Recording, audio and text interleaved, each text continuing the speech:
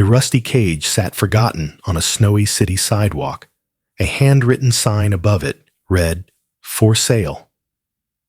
Inside, a German shepherd mother curled around her two shivering pups, their fur glazed with frost, their eyes too tired to cry. People walked past without looking twice, but one man stopped. A Navy SEAL in a worn uniform, a soldier who'd seen too much loss to ignore another. He knelt in the snow, face to face with the trembling mother, and something in both of them broke open and began to heal.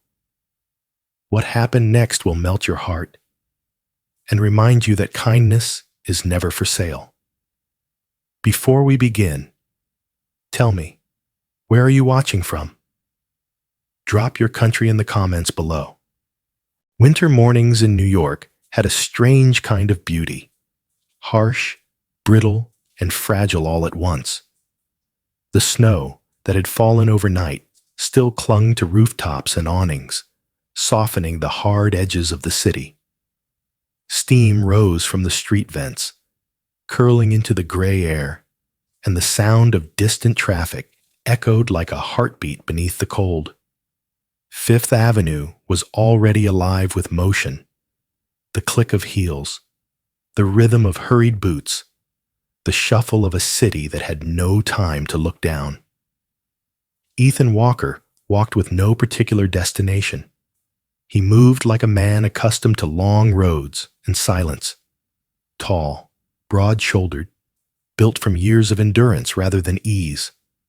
His dark brown hair was short, touched faintly with gray, and a trimmed beard lined a jaw that looked carved from habit more than vanity. At 38, he still carried the posture of a Navy SEAL, though the uniform he wore, a faded Navy working uniform Type 3 in soft green-gray-brown camouflage, no longer represented command or mission, only memory. His eyes, a storm gray that caught the light of the city and reflected none of it, watched the world with quiet distance. Ethan had been home for 3 months, but the word home had lost its meaning. Every night, he dreamed of sandstorms, broken radios, and the sound of barking that never faded. Every morning, he woke to the hum of refrigerators and traffic instead of rotors and waves. It should have been peace, but peace could feel like another kind of exile. So he walked, through the frost and noise and movement, just to remember that he still could. It was near East 72nd Street that he saw it, a metal cage sitting crookedly beside a lamppost, half buried in snow. At first, he thought it was trash, something left behind by a street vendor or careless mover. But as he drew closer, he saw the sign taped across the top, written in thick black marker, "For sale." He stopped. The cage was small, rusted along the corners, the bars frosted white with ice. Inside was a German shepherd mother, curled tight around two tiny puppies. Her fur, once thick and glossy, was dulled by dirt and weather. She trembled, though her body remained wrapped protectively around her young. The puppies pressed into her chest, their small bodies barely moving except for the faint rise and fall of breath. For a long moment, Ethan simply stared. People passed behind him, boots crunching, phones ringing, voices clipped by the cold. No one slowed.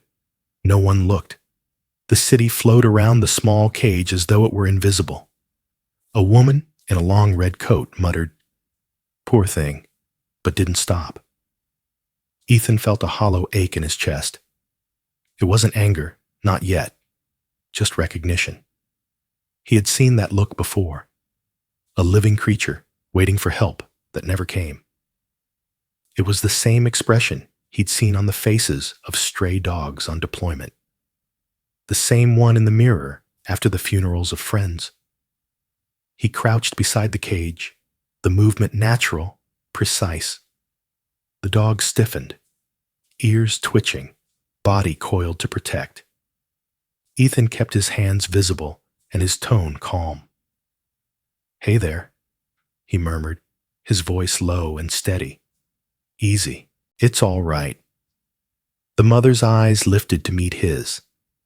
They were a deep, glassy brown, ringed with red from cold and exhaustion. Her breathing was shallow, fogging the air between them. She didn't growl, only stared, measuring him with the same cautious patience he once used to clear rooms in silence. He studied the collar around her neck, thin nylon, torn at the edges, too tight. Whoever left her had done so with purpose. He imagined the moment, the car door slamming, the taillights disappearing, the sound of wind filling the space where loyalty once lived. Above the street, 6 stories up, Eleanor Pierce sat by her frost-lined window. 70 years old, hair silver and soft as dust, she had a small, tidy apartment filled with books and photographs that smelled faintly of tea leaves. Once, she'd been an English teacher at a neighborhood high school. Now she spent her days watching the street below, her world reduced to the rhythm of strangers' footsteps. Since her husband Richard, a Vietnam veteran with gentle hands and haunted eyes, had died 10 years ago, winter had always felt longer. From her window, Eleanor saw the man pause at the cage. She watched as he knelt, the movement slow and deliberate, like someone lowering himself into memory. Something about his posture struck her, the straightness of his back, the careful stillness of his hands. She knew that stillness. She'd seen it in Richard when he came home from war, when words had become something fragile, something easily broken. On the street, Ethan exhaled softly. "Who left you out here, huh?" he whispered. The words came out as breath, not sound. The dog tilted her head slightly. He removed one glove and reached toward the cage, not to touch, just to let her smell his hand. His skin stung in the cold. "It's okay," he said again. "I'm not going to hurt you." The German shepherd's nose twitched. For a moment, nothing happened. Then slowly, she leaned forward and sniffed his fingers through the bars. The gesture was small, but it broke something inside him. A wall he hadn't realized was still standing. Her trust was tentative, fragile, undeserved, and yet she gave it anyway. A bus roared past, shaking the pavement. Snow fluttered from a nearby awning and landed across Ethan's shoulders, melting into the fabric of his jacket. He didn't move. The world went on, but for him, the noise faded to nothing. He looked at her pups, 2 tiny shapes pressed beneath their mother's chest.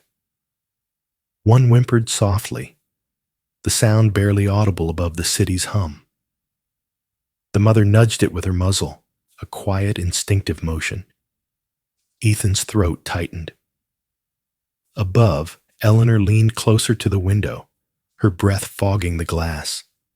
She whispered to herself, without knowing why, "Don't let her freeze." Ethan's hand rested on the cage, his fingertips brushing cold metal. He could feel the pulse of warmth behind it, the faint promise of life holding on. "You've been fighting too long," he said under his breath. The German shepherd blinked slowly. Their eyes met, gray to brown, human to animal, survivor to survivor. In that instant, the sounds of Fifth Avenue vanished. The horns, the footsteps, the conversations, all fell away. The snow drifted softly between them like falling ash, and the only thing that existed was that silent exchange of understanding. Ethan felt something stir deep within him, a memory of loyalty, of loss, of the quiet instinct to protect what cannot protect itself. He didn't move closer, didn't speak again. He simply stayed there, kneeling in the snow, his breath mingling with the dog's, his heart steadying for the first time in months. And in that quiet, beneath the gray sky of a city too loud to notice, Ethan's eyes met the wet, trembling eyes of the German Shepherd mother. A single, wordless moment hung between them. Fragile, still, and strangely sacred. A moment of silence in the middle of the noise. The snow had started falling harder now, the flakes growing heavier and slower as they drifted past the glow of the streetlights. The world looked washed in silver, quiet except for the distant growl of a taxi engine somewhere down Fifth Avenue. Ethan stayed crouched beside the cage, the wind tugging at his jacket. The German Shepherd mother hadn't looked away from him once. Her eyes followed his every breath, and for a moment he forgot that there was anyone else in the city but the two of them and the trembling life she shielded with her body. He straightened and turned, scanning the sidewalk. Just across the street, a man in a thick brown parka was tending to a small cart half buried under a sheet of snow. The faint smell of roasted chestnuts drifted through the air. Ethan walked toward him, his boots crunching softly. The vendor, a man perhaps in his late 50s, short, sturdy, with a broad face reddened by the cold, looked up as Ethan approached. "Hey," Ethan said, nodding toward the cage. "That cage by the tree. Do you know who left it there?" The vendor frowned, his breath clouding the air. "What cage?" he asked, wiping his gloved hands on a towel. Then he followed Ethan's gaze and saw it.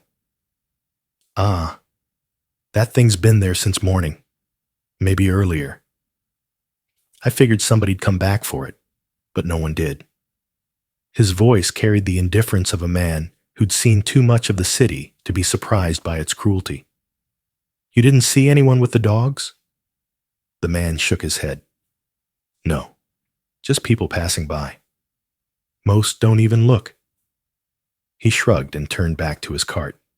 "Happens all the time. You can't save every stray in New York." Ethan's jaw tightened, but he said nothing. His gloved fingers brushed the snow off the edge of his jacket as he turned back toward the cage. When he reached it again, the snow had nearly covered the sign, "For Sale." The edges of the cardboard curled from moisture, the ink bleeding down the sides. He crouched once more, brushing away the snow so the mother dog could see his face. Her body was trembling harder now, her breath quick and shallow. The smallest puppy made a faint sound, barely a whimper, its tiny paw twitching. "Easy," Ethan murmured. "Hang on, girl, I've got you." He hesitated, then reached into his pocket and pulled out his wallet. It was old, scuffed leather, soft at the edges. Inside were a few folded bills and a military ID. He looked down at the money for a long moment, his last cash until his next disability check. A bitter laugh caught in his throat. "Figures," he muttered quietly. He turned toward the vendor again. "Hey," he called over the wind. "I'll give you 2 20s for that cage." The man blinked. "For what?" "For the cage," Ethan said simply, "and everything inside it." The vendor stared at him for a second, then shrugged. "Buddy, it's not mine." "I know," Ethan said, "but take it anyway. I just don't want anyone else touching them." The vendor studied him for a moment, his expression softening. There was something about the man's tone, steady, weary, and absolute, that didn't invite argument. He nodded. "All right, pal, if it makes you feel better." Ethan handed him the money, not waiting for thanks. He turned back to the cage and crouched down again. "You're coming with me," he said softly, almost to himself. Above, Eleanor Pierce watched through her frost-blurred window. She had put down her tea long ago, her hands now pressed against the glass, as if by leaning closer, she could somehow step into that scene. The man's posture, the quiet determination in his shoulders. It was too familiar.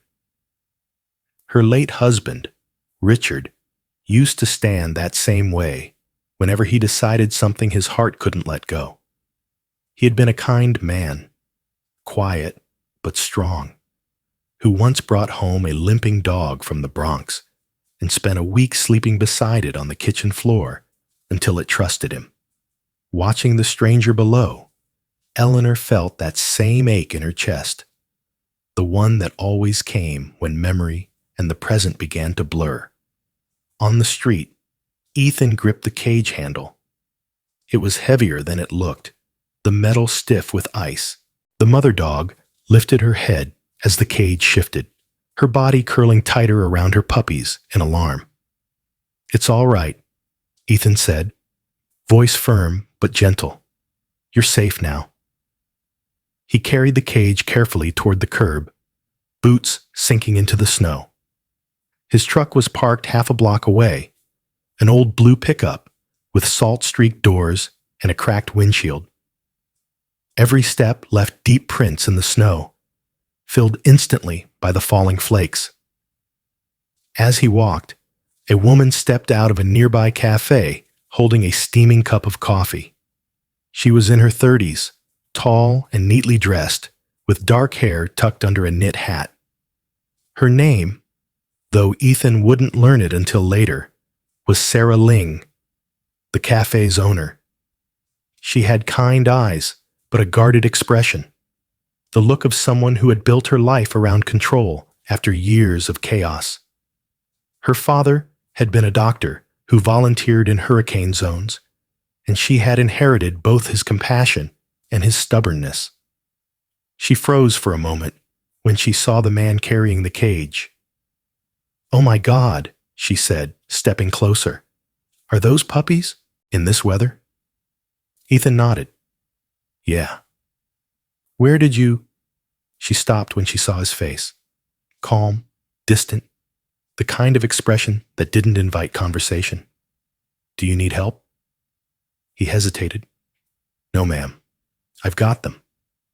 Sarah studied him for a second, something like recognition flickering in her eyes, the way strangers sometimes see a story they don't know how to ask about.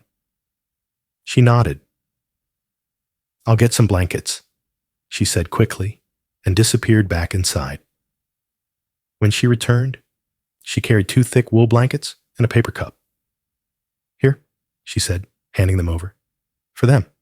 And maybe for you too." Ethan accepted both with a small nod. "Thank you." She smiled faintly. "Take care of them, all right?" "I will," he said. His voice was quiet but certain, like an oath. Eleanor watched as the man disappeared into the falling snow, the cage in his arms, the blanket draped over it like a flag. Something inside her softened, a strange, gentle warmth spreading through her chest. She whispered, "That's exactly what Richard would have done." Ethan reached his truck, set the cage down beside the door, and brushed the snow from his hair. The mother dog looked up at him, her eyes glistening, one paw resting protectively over her smallest pup. "Almost there," he said softly, and lifted the cage into the back of the truck. The metal scraped against the tailgate before settling with a dull thud. He stood for a moment, catching his breath, watching as the snow thickened around him. The lights from the cafe cast a faint amber glow across the street, illuminating the trail of his footprints that led straight from the cage to the truck, each one deep and deliberate, a map of quiet resolve. Ethan pulled the blanket tighter over the cage, then closed the tailgate with a soft click. For a moment, he just stood there, listening, to the wind, to the muffled hum of traffic, to the fragile rhythm of 3 small lives behind him. He climbed into the driver's seat, glanced once more into the rearview mirror, and saw the faint outline of the mother dog watching him. Then he exhaled slowly, shifted into gear, and drove away through the curtain of falling snow, leaving only a line of footprints sinking deeper into the white behind him. Snow still clung to the cuffs of Ethan's trousers by the time he reached his small apartment in Brooklyn. The neighborhood was quiet, a patchwork of aging brick buildings and narrow streets half buried under slush. The lights from the windows were dim and yellow, flickering behind curtains that hadn't been changed in years. His breath rose in clouds as he pushed open the door of the 3-room walk-up, the hinges groaning in protest. The air inside was cold enough to make his fingers ache. He set the cage down on an old wool rug near the heater, a relic from the 1980s that rattled and hummed but never truly warmed the room. The German Shepherd mother pressed herself into one corner of the cage, trembling but alert, her eyes tracking every move he made. The 2 puppies lay in a small heap against her chest, breathing fast and shallow. Ethan knelt beside them, fingers stiff as he unlatched the cage. "Easy," he whispered. "You're safe now." The words came out quietly, almost as if meant for himself. He lifted the mother dog first. She was lighter than she looked, ribs sharp under her fur, a small cut visible above her left paw. When he touched her, she didn't fight. She just exhaled, her head lowering in exhaustion. He wrapped her in a blanket, then one by one lifted the puppies out. Their bodies were warm to the touch, but too still, the kind of stillness that made his pulse quicken. The apartment was sparsely furnished, a narrow bed against one wall, a small stove, and a single armchair with stuffing poking from the seams.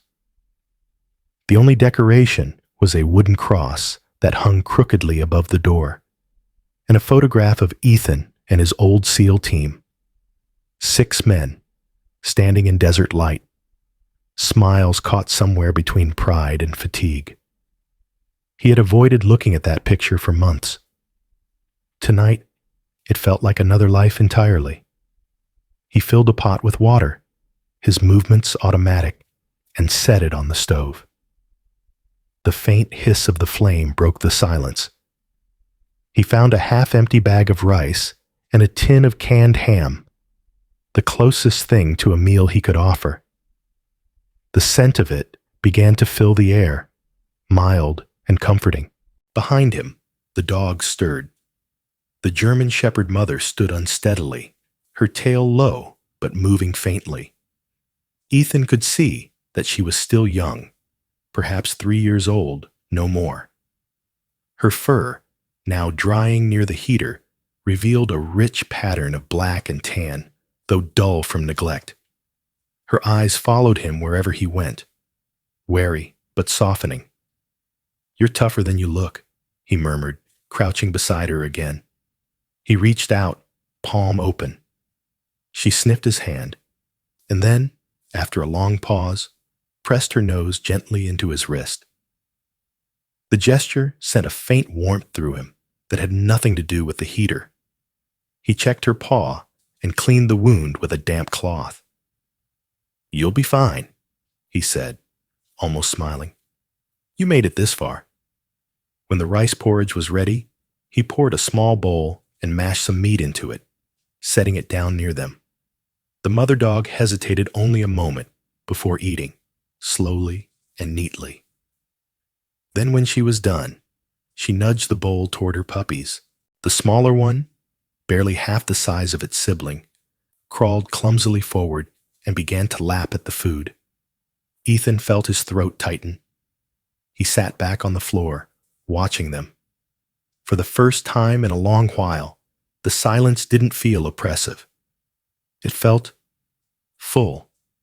He leaned his head against the wall and said quietly, "Hope, Scout, Tiny." He pointed as he spoke. First to the mother, then the bolder pup, then the frail one. That's you three. The names fit. The mother lifted her head, as if acknowledging her new identity, while the two pups squirmed together in the blanket, their bellies round now. Outside, the wind rattled the windows. Snow tapped softly against the glass. Ethan stirred the pot again, more out of habit than hunger. He wasn't used to company. The cabin-like loneliness of the place had once been his refuge. Now, it seemed smaller, warmer. Several floors above, the faint sound of a door closing reached his ears. In this building, sound traveled like gossip. He ignored it at first, but then came the gentle, hesitant knock on his door. He frowned and opened it halfway. Standing in the hallway was Eleanor Pierce, bundled in a long beige coat, her silver hair tucked under a knitted hat. In her hands, she carried a small pot covered with a towel to keep in the heat. Her cheeks were pink from the wind. "I'm sorry to disturb you," she began, her voice warm but unsure. "I live in 6A. One of the neighbors said a former serviceman moved in recently. And, well, when I saw you earlier on Fifth Avenue, I thought perhaps it was you." She paused, glancing down at the pot. "I made chicken soup. You look like someone who could use a bit of warmth." Ethan blinked, caught off guard. "You were watching from the window." Eleanor smiled faintly. "At my age, the world comes to me through glass." He hesitated, then stepped aside. "Please, come in." The older woman entered slowly, her eyes scanning the small apartment. When she saw the three dogs by the heater, her hand went to her chest. "Oh my." Her voice softened. "They're beautiful." "They're hungry," Ethan said simply. Eleanor set the pot down on the counter. "Well, so are you, I imagine." She looked around for a bowl, found one, and ladled out a portion for him. "Eat while it's still warm. It's not much, but it'll help." Ethan accepted it silently. The first spoonful burned his tongue, but it was the best thing he'd tasted in months. "Thank you," he said finally. Eleanor crouched near the puppies, her knees creaking. One of them, Scout, tumbled toward her foot, tiny paws splaying on the floorboards. She laughed, the sound light and genuine.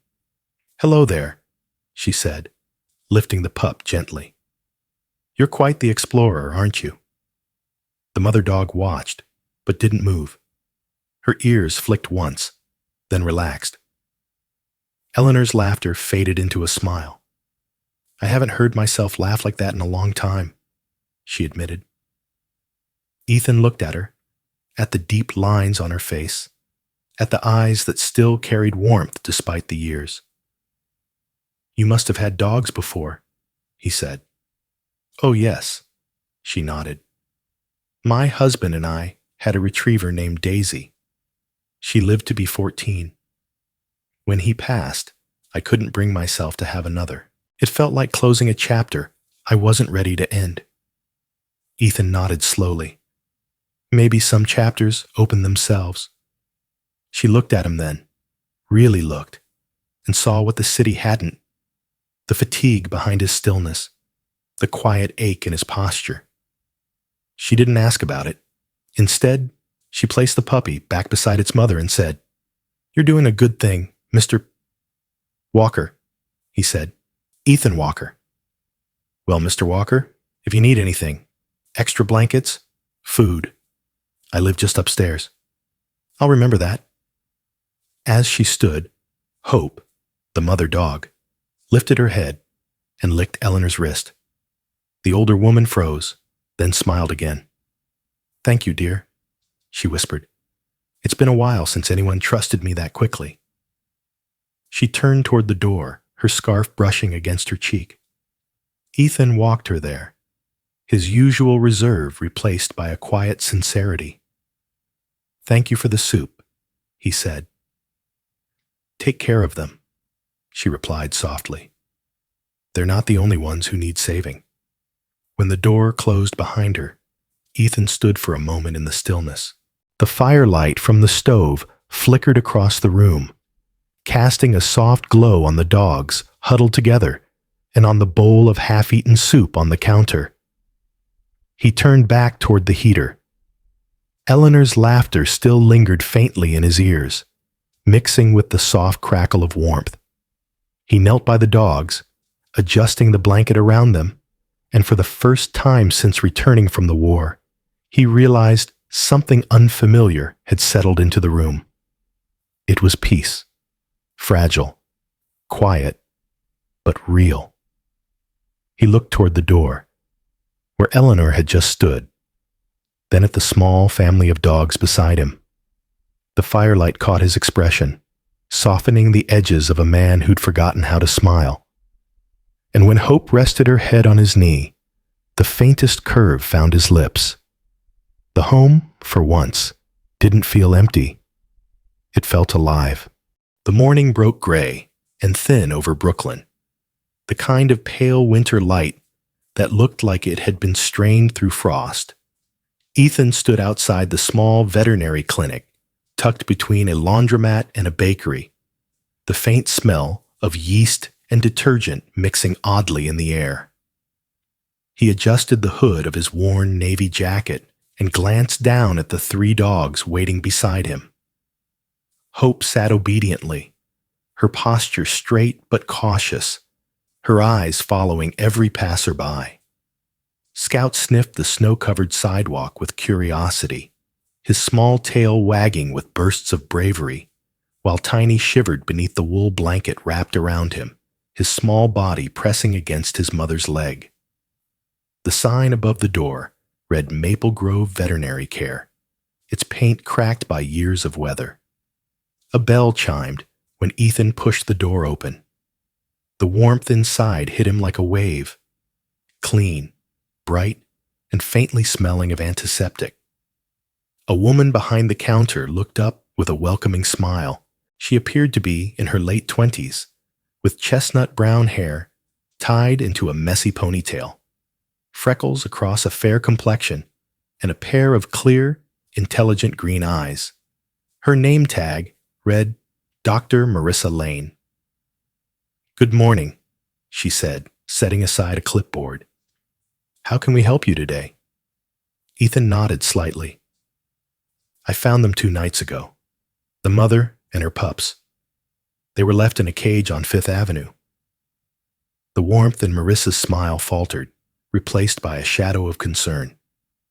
"Left in a cage? In this weather?" She came around the counter, her movements quick and purposeful. "Let's get them checked right away." She led him to a small exam room, walls painted a calming pale green. Ethan lifted Tiny first, then Scout, and finally Hope onto the table, one by one.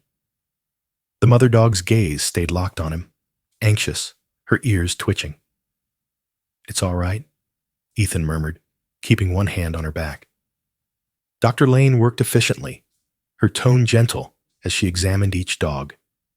She ran practiced hands over Hope's ribs, checked her teeth, and inspected the faint scar near her paw. "She's underweight," she said quietly, "and dehydrated, but her muscle tone's good, strong. She's been cared for at some point. Recently, maybe." She moved to the puppies. These 2 are about 5 weeks old. The smaller one's a bit weak, but nothing irreversible. You did the right thing bringing them in. Ethan's shoulders relaxed slightly. "So, they'll be all right?" "With rest, warmth, and food, yes," she said. Then her brow furrowed as she pressed gently on Hope's abdomen. "But this?" She paused, glancing up at him. "You said they were abandoned? Not lost?" "They were left with a for sale sign," he replied grimly. Marissa sighed. "That fits." "Fits what?" She took off her gloves and rested both hands on the edge of the table. "This isn't the first case I've seen like this. The scar near her paw, that's from a binding rope. not an accident. And the way her milk glands are swollen, she's been overbred. Probably part of a backyard breeding operation. Ethan's jaw tightened. I mean, she said, lowering her voice. Someone was making money off her, breeding litter after litter, selling the pups cheap to avoid attention. When she couldn't produce as fast, they dumped her. For a moment, the only sound in the room was the faint hum of the overhead light. Ethan stared at the table, his fists curling slowly. Hope looked up at him, her eyes calm but searching, as if to remind him that anger wasn't what she needed right now. Protection was. "Do you know where?" he asked finally. "Who's behind it?" Marissa shook her head. "Not yet, but there's a pattern. Dogs like her show up every few months, always from the same parts of the city. The Bronx, sometimes Queens. There was a case last year. A whole breeding lot shut down after neighbors complained about the smell. The people running it just disappeared." Ethan's gaze sharpened. "Then they're still out there." "I'm afraid so." He exhaled slowly, rubbing his thumb over the scar on his palm, a small mark he'd gotten years ago when a door blew open mid-operation in Kandahar. Back then, his mission had been to stop men who traded lives for power. This felt no different, just quieter, colder. Dr. Lane glanced at him. "I'll file a report. And if you're keeping them, I'll help with the vaccinations and food. But," she hesitated, "be careful, Mr. Walker," he said. "Ethan Walker." She nodded. "Be careful, Mr. Walker. The people who do this, they don't like attention." He met her gaze evenly. "Neither do I." A faint smile touched her lips, half admiration, half worry. "Still, promise me you won't go looking for them alone." "I'll think about it," he said, which wasn't a promise at all. He gathered the dogs gently into the blanket again. Before he left, Marissa crouched to meet Hope's eyes. "You're safe now, sweetheart," she said softly, stroking her muzzle. "You did good." Hope's ears flicked forward, and for the first time since that night on Fifth Avenue, she wagged her tail. Outside, the snow had begun again. Thin, silent flakes falling against the city's hum. Ethan walked slowly back to his truck, the air cold against his face. He wasn't used to this kind of anger anymore. The kind that burned quietly instead of exploding. He'd seen enough of human cruelty to know what it looked like, but seeing it turn toward something innocent reignited a fire he thought he'd buried with his uniform. Later that evening, in the apartment building across the street, Eleanor Pierce sat with her radio playing softly beside her. The evening news mentioned an uptick in illegal animal trade near the Bronx. She frowned and turned up the volume, listening. The report mentioned the same name she'd heard from her late husband's friend years ago. An old organization called the Petline Foundation, a volunteer rescue network for mistreated animals. The next morning, she knocked on Ethan's door. He opened it cautiously, still half tired. She stood there in her wool coat, holding a stack of papers. "I heard about your visit to the vet," she said. "One of the neighbors mentioned it. I think I can help." He raised an eyebrow. "Help?" Eleanor handed him one of the papers. It was an old flyer, edges yellowed with time, printed with a logo of a paw over a heart. The Petline Foundation, because every life deserves a second chance. "My husband used to donate to them," she explained. "They helped shut down an illegal breeding site in the Bronx years ago. Maybe they can do it again." Ethan studied the paper for a long moment. His fingers brushed the worn surface. "Thank you." he said quietly. She smiled. I know that look, Mr. Walker. My husband had it too. The one that says you're about to go do something dangerous for the right reasons. Ethan didn't deny it. He just folded the flyer and slipped it into his pocket. As Eleanor turned to leave, Hope padded up behind him, tail swaying gently. The older woman reached down to stroke her fur. Take care of her, she said softly. And yourself. He nodded. I intend to. When she was gone, Ethan stepped outside. The city looked softer in the snowfall, quieter. But beneath the stillness, he could feel the wrongness of what he'd learned settling deep into him. He looked down at Hope and murmured, No one deserves to be caged just for existing. And for the first time, the promise didn't feel like a thought. It felt like a mission. By late afternoon, the sky above Brooklyn had turned to iron. Clouds hung low and heavy, sagging with the promise of a storm that the radio had been warning about all morning. The wind picked up first, thin, sharp gusts that slashed down the narrow street like invisible knives. Then came the snow, thick and relentless, erasing color, sound, and distance. Within an hour, the world had become white and strange, as though the city had folded into silence. Inside his apartment, Ethan moved quickly. The old building groaned under the cold, the windows rattling with each new gust. He stacked the last of the firewood beside the stove, then spread his few remaining blankets over the couch and floor. Hope paced restlessly at his side, ears pricked, nose twitching toward the wind, whistling under the door. Scout and Tiny followed her closely, the bigger pup, clumsy but fearless, the smaller one trembling at every sound. When the lights flickered once and then went out, the room fell into darkness. For a heartbeat, there was only the low whine of the wind outside and the faint scratch of branches against the window. Ethan didn't swear, didn't sigh, just moved to light the small kerosene lamp on the table. The yellow glow filled the room with a fragile warmth, casting long, soft shadows against the walls. All right, he said quietly, half to himself, half to them. Looks like we're on our own tonight. He knelt by the heater and fed kindling into it until the flame caught. Soon, the faint crackle of fire replaced the hum of electricity, and a thin ribbon of smoke curled up through the vent. The smell of burning wood mixed with the faint scent of damp fur. He spread an old army blanket across the floor, then gestured to Hope. Come on, girl, over here.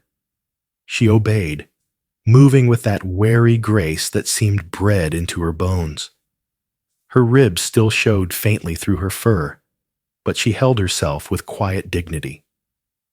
When Scout and Tiny settled against her belly, she lowered her head over them like a shield. Ethan sat beside them, his back against the wall, the warmth of the fire brushing his legs.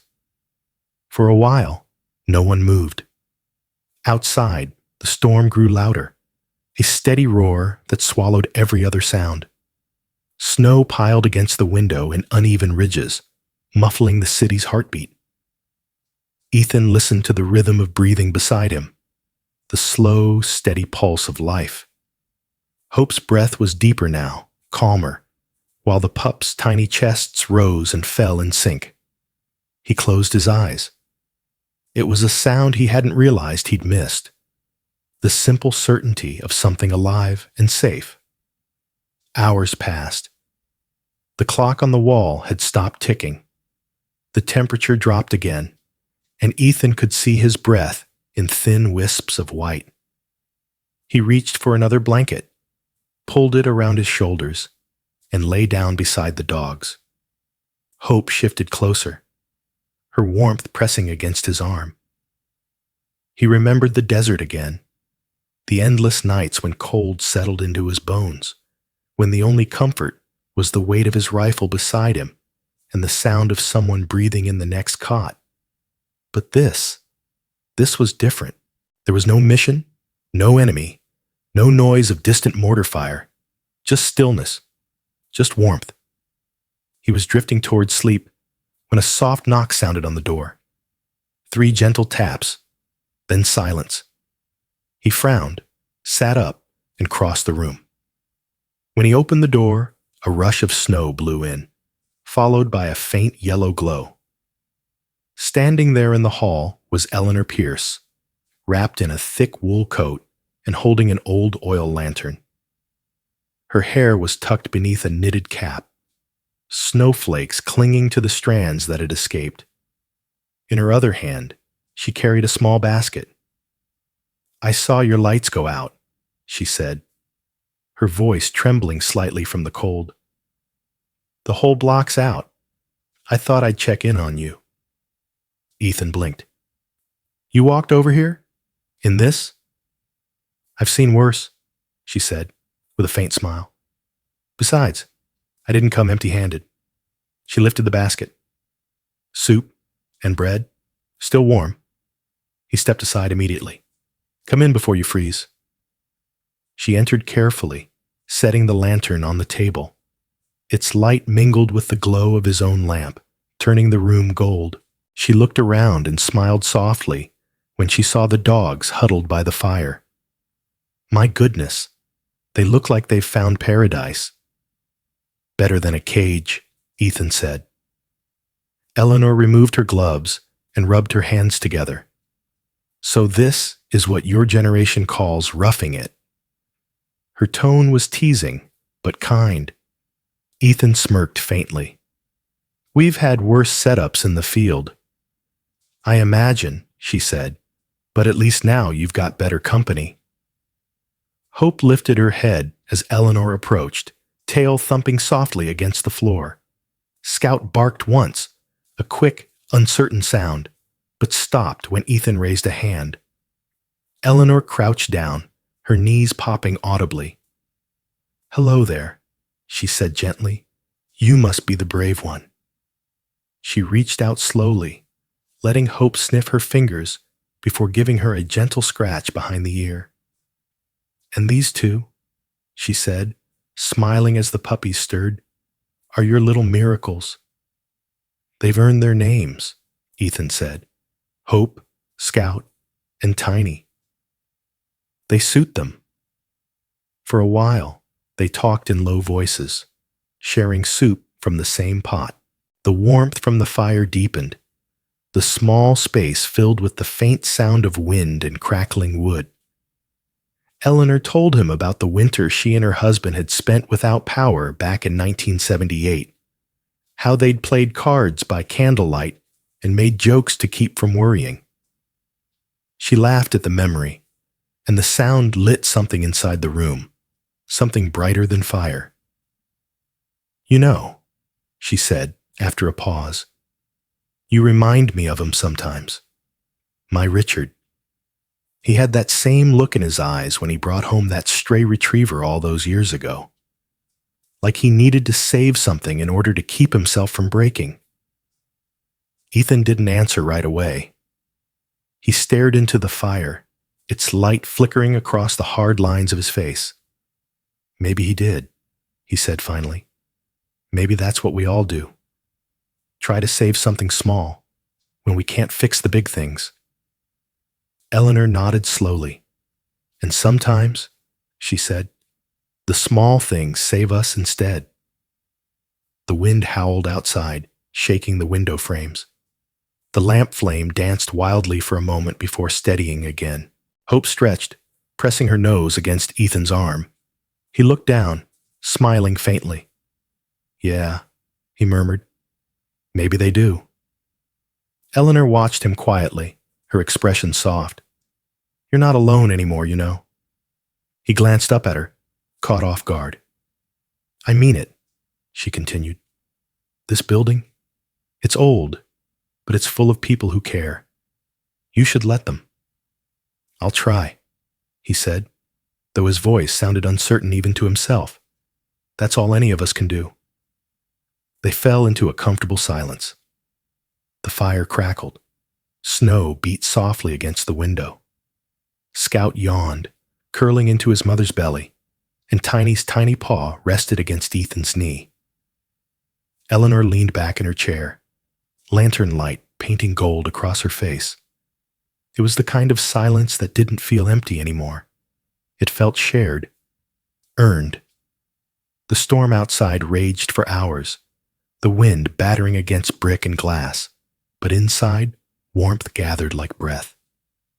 By the time midnight came, the fire had burned low, and the lamplight dimmed to a faint amber glow. Hope slept with her muzzle resting on Ethan's leg. Her pups nestled close. Eleanor had dozed off in the armchair, her scarf still around her neck, her face peaceful. Ethan adjusted the blanket around her shoulders, then lay back on the floor beside the dogs. The last embers flickered in the stove, throwing faint, shifting patterns of light on the ceiling. For the first time in years, he felt the deep, unfamiliar comfort of belonging. Not to a mission, not to a uniform, but to a moment. Outside, the storm continued its fury. But inside, 3 dogs and 2 lonely souls slept beneath the same fragile roof, bound together by the simplest kind of warmth, the kind that came from trust. The morning after, the storm rose quiet and pale, a stillness that felt almost sacred. Snow blanketed the streets of Brooklyn like a white shroud, softening the edges of cars, trees, and old brick buildings. The storm had passed, but the air still held its bite, cold enough to sting the lungs. Inside his apartment, Ethan woke to the sound of tiny paws scurrying across the floor. Scout was chasing a bit of string he'd found, while Tiny stumbled after him in clumsy determination. Hope lay near the stove, eyes half closed, the slow rhythm of her breathing blending with the gentle crackle of the rekindled fire. For a few minutes, Ethan allowed himself to simply watch them. It was strange how easily peace could settle into a place when the world outside had gone silent. He poured himself a cup of black coffee from the tin pot on the counter, steam rising into the frosted air, and rubbed his temples. The night had been long, but not lonely. He hadn't realized until now how deeply he had missed sharing quiet with someone, or something. He pulled on his coat and opened the door to fetch a breath of cold air. That was when he saw it, the footprints. They were fresh, pressed deep into the snow right outside his door. Not the small, scattered prints of a neighbor, but heavy ones. Men's boots, treads wide and deliberate. There were 2 sets, both leading up to his door, both ending there. None led away. Ethan crouched down, studying them closely. His military instincts kicked in without thought. Weight distribution, direction, depth. Whoever had been here wasn't just passing through. They had stopped, stood, maybe listened. The snow from the night before had covered most tracks in the area, yet these were clean, crisp, new. He straightened slowly, scanning the hallway. The air felt different now, thicker somehow, quieter. He looked toward the end of the corridor, where dim light filtered through the cracked window.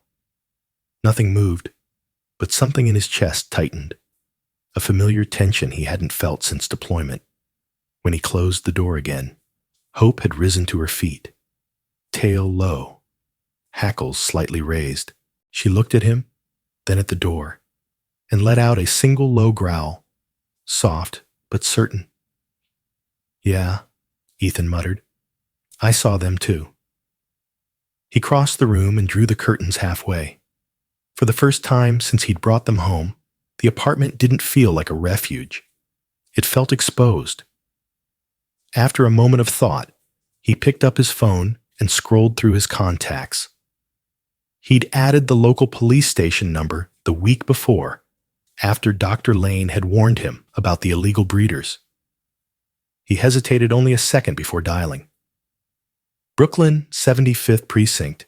This is Officer Turner," came a steady voice on the other end. "Morning," Ethan said, his tone level. "My name's Ethan Walker.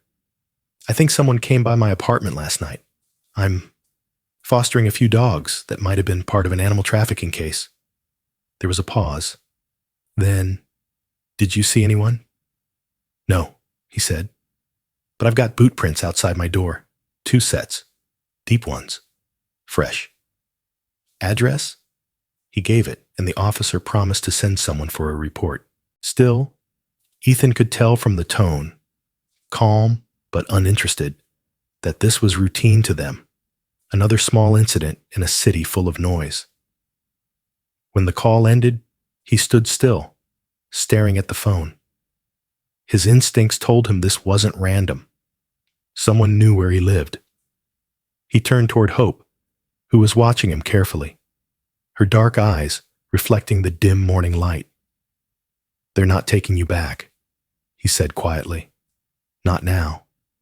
Not ever." Across the hall, Eleanor Pierce sat by her window with a wool shawl draped over her shoulders, a cup of tea growing cold in her hand. She had hardly slept. When the power returned before dawn, she'd seen movement through the snow, 2 shadows lingering near Ethan's door before vanishing into the storm.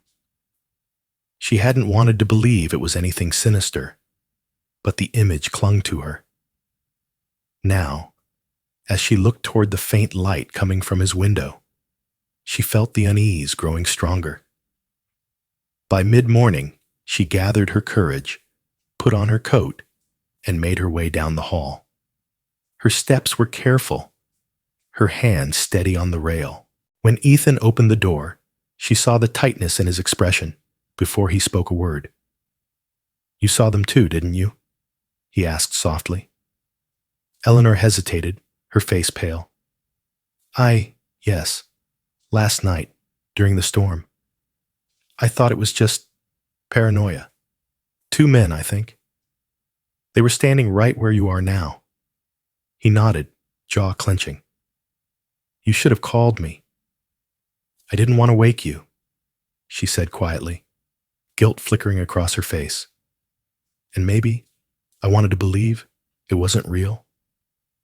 I've spent so many years not having anything to worry about. Then you came along, and suddenly I remembered what it feels like to care whether someone makes it through the night." Ethan's sternness softened. "You shouldn't have to worry about that." "Oh, but that's the point, isn't it?" she said with a faint smile. "When you stop worrying, you stop living. Maybe this fear means I'm alive again." He looked at her for a long moment, then nodded. "Maybe it does." They spent the next hour waiting for the police to arrive. Officer Turner turned out to be a man in his early 40s, tall and broad, with the weary eyes of someone who'd seen too much and still believed it was his job to keep order. His uniform was neat despite the slush on his boots, and a trimmed beard framed his square jaw. "Morning," he said as he stepped in, shaking snow off his shoulders. "You're the one who called?" Ethan nodded, motioning to the doorway. The tracks were right there. Turner crouched to examine them, his expression unreadable. "Looks like you're right. 2 men. Probably boots, with thick tread. Military or work style. Could have been maintenance crew, though." Ethan folded his arms. Maintenance crew doesn't stand outside someone's door at midnight. Turner gave a small nod. "Fair point." He took a few photos with his phone, then turned back to Ethan. "You said you're fostering dogs that might be tied to a case?" "Yeah. The vet confirmed the mother's been overbred. Could be from one of those Bronx operations." The officer's expression changed slightly, interest mixed with concern. "I'll make a note of it. You did the right thing calling this in." He closed his notebook and glanced around the small apartment, eyes settling briefly on the 3 dogs by the fire.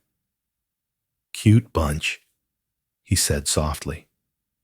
"You've got a good heart, Mr. Walker. Just be careful who finds out about it." When he left, Eleanor lingered near the door, her lantern still burning softly. "Do you think they'll come back?" she asked. Ethan looked toward the window, snow swirling outside like dust in a forgotten dream. "If they do, they'll regret it." She smiled faintly, though worry shadowed her eyes. "I believe that." That evening, as the light faded and the wind began to whisper again, Ethan sat by the window. The city glowed faintly beneath a sheet of snow, streetlights hazy in the drifting white. Hope lay beside him, her head resting on his knee, her breath slow and steady. He reached down, fingers brushing through her fur, and spoke so quietly the words almost disappeared into the storm. "I'll protect you, all of you. No one's taking you away again." Outside, the snow began to fall heavier, erasing the footprints that had frightened them that morning. The world turned silent once more, but inside, beneath the dim lamp, there was something unspoken yet sure. A promise made and meant. The city had gone back to pretending nothing had happened. Snowplows had carved narrow paths through the frozen streets, and commuters shuffled along sidewalks, shoulders hunched against the wind, unaware that in the quiet corners of Brooklyn, something far uglier than the cold still lingered. Ethan Walker didn't pretend. He'd learned long ago that evil didn't disappear when ignored. It just waited for nightfall. He stood by the window of his apartment. The lights dimmed. The room bathed in the soft glow of the heater. Hope lay at his feet, her eyes half open but alert, while the 2 pups, Scout and Tiny, slept curled into the blanket near the fire. Outside, the world was painted in shades of blue and silver. The street below was nearly empty, except for the occasional rumble of a distant car. Then, just after midnight, a sound broke the stillness, the low growl of an engine pulling to a stop. Ethan's eyes narrowed. He moved closer to the window, careful not to cast a shadow against the glass. Parked just beyond the streetlight was a dark van, its paint dulled with grime, tires still crusted with snow. No markings, no logos, just black metal and silence. His pulse slowed, not sped up, old instincts taking hold. He watched as 2 men climbed out, both wearing thick coats and gloves. The taller one kept glancing up at the building. The other opened the van's rear doors. Inside, even in the dim light, Ethan could see the metal cages stacked along the walls. He pulled his phone from his pocket and took several pictures, zooming in on the license plate. His jaw tightened as he noted the details. Then he slipped on his coat and boots. "Stay," he told Hope quietly. She whined, but obeyed, pressing closer to the pups. Down the stairwell, Ethan moved like a shadow. Each step was deliberate, silent. His time as a SEAL hadn't left him. It had simply gone quiet, waiting for a moment like this. Outside, the air hit his face like ice, but he barely felt it. He ducked behind a parked car and observed. The taller man, blonde hair under a beanie, beard rough and uneven, was arguing with someone on a phone. His voice was low but agitated. The second, shorter man kept scanning the area nervously, his breath visible in the air. They looked like the kind who'd been doing this a while. Careful but cocky. Men who thought no one cared enough to stop them. "You sure this is the place?" the blonde one muttered. "Yeah," the other replied. "Boss said the guy's got one of the females we lost last month. She's worth good money. Get her, And the pups, too. He won't fight back. Nobody does. Ethan's expression didn't change, but a cold, clean focus settled over him. He moved along the edge of the building until he was behind them. Then he waited. The blond man pulled a small crowbar from his coat and started toward the entrance. Ethan stepped out of the shadows. "You're lost." Both men froze. The shorter one turned first, his eyes widening when he saw Ethan's stance.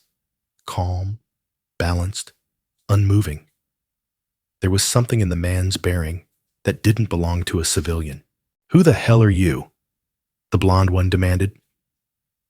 "Someone who's had enough of people like you," Ethan said evenly. The man sneered and took a step forward. "Look, pal, mind your business." Ethan didn't answer. When the man raised the crowbar, Ethan moved, a blur of motion honed by years of training. He grabbed the man's wrist, twisted sharply, and sent the tool clattering into the snow.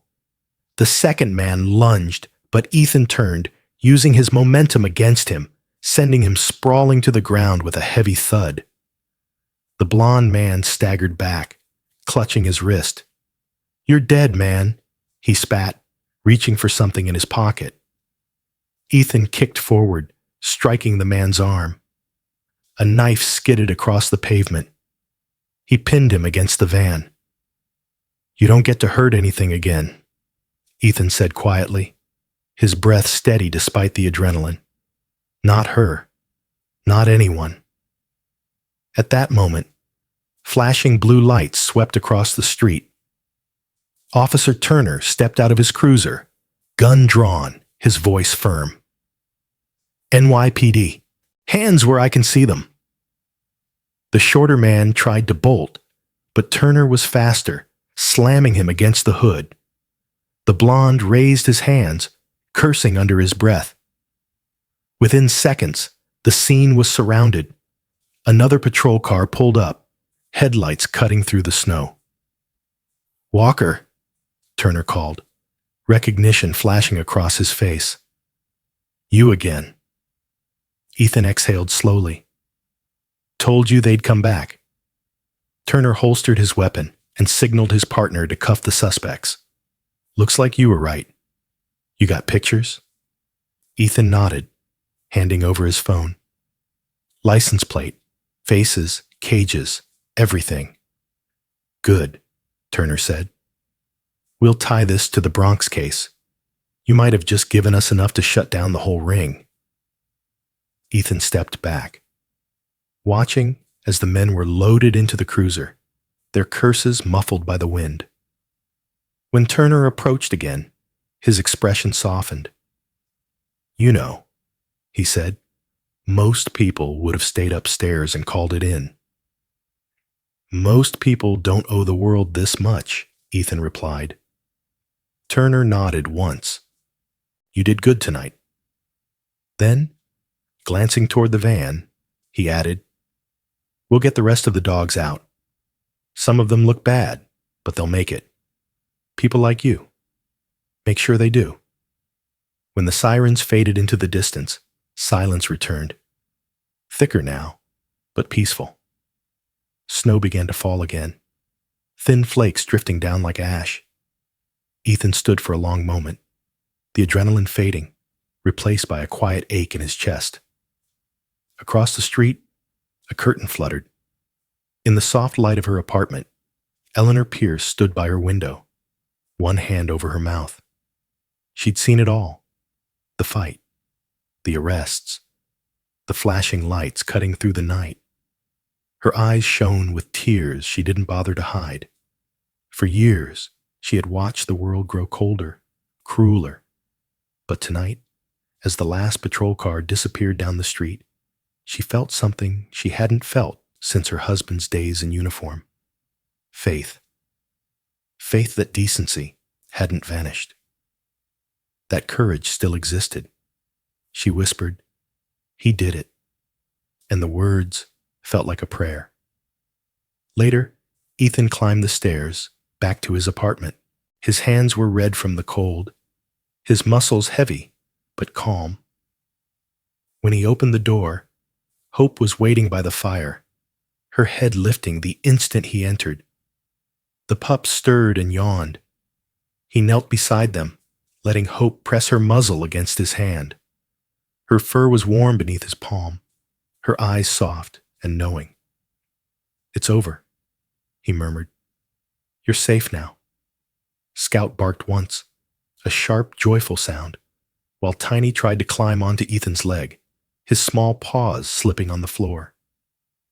Ethan laughed softly for the first time in months, scooping the puppy up.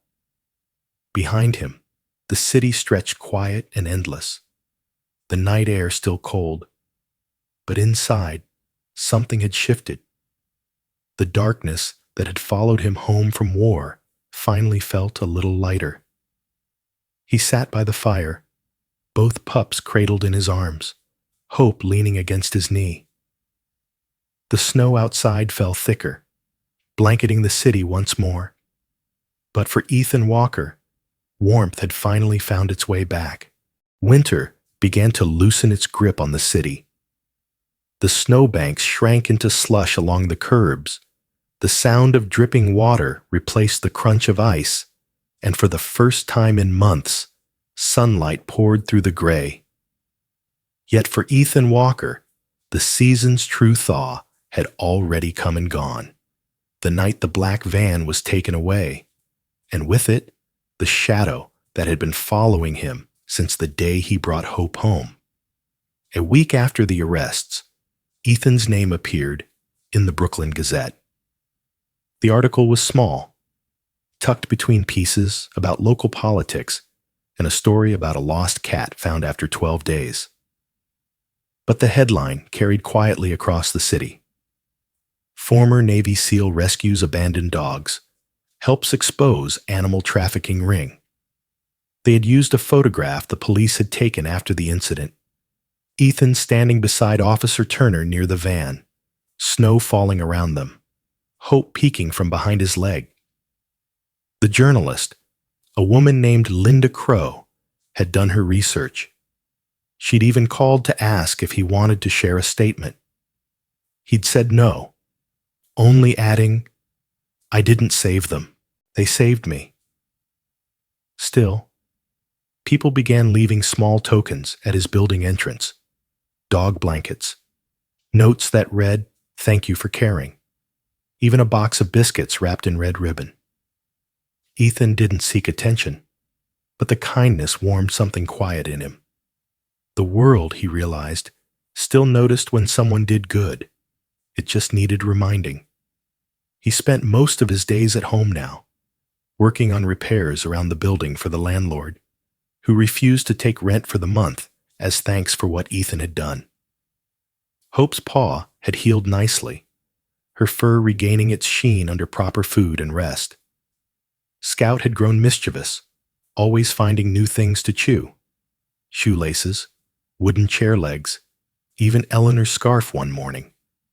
Tiny, still smaller than his brother, had become the gentle one, content to curl in Ethan's lap for hours while he read by the window.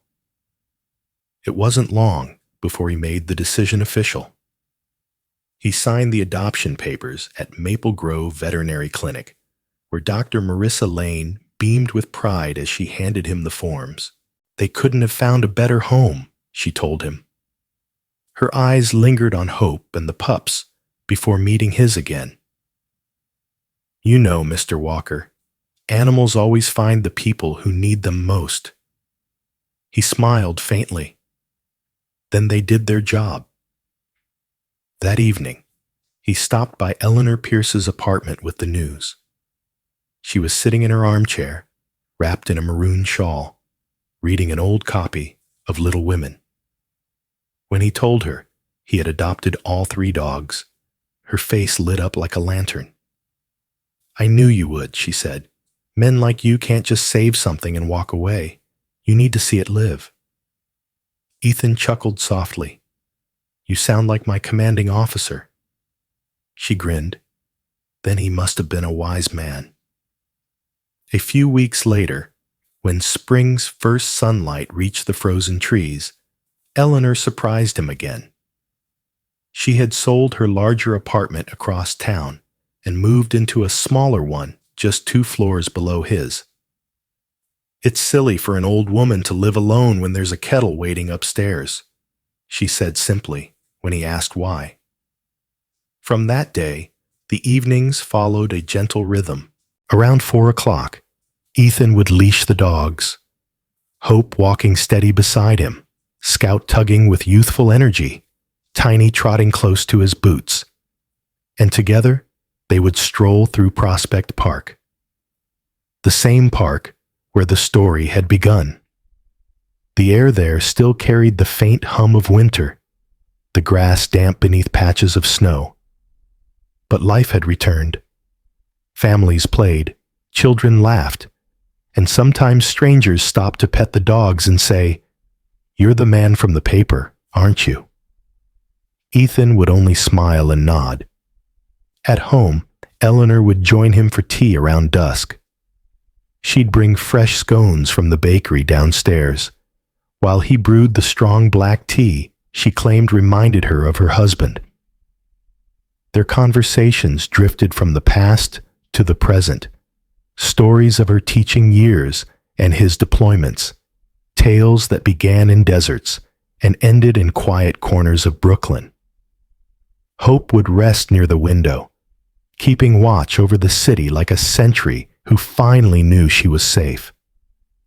The pups wrestled nearby, their small barks filling the space with life.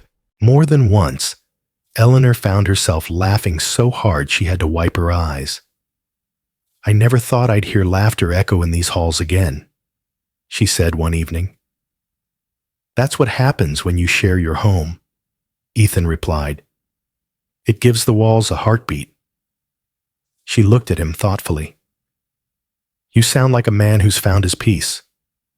He paused, glancing at the dogs. "Maybe I just stopped running from it." Outside, spring snow began to fall again, thin and fleeting, melting as it touched the ground.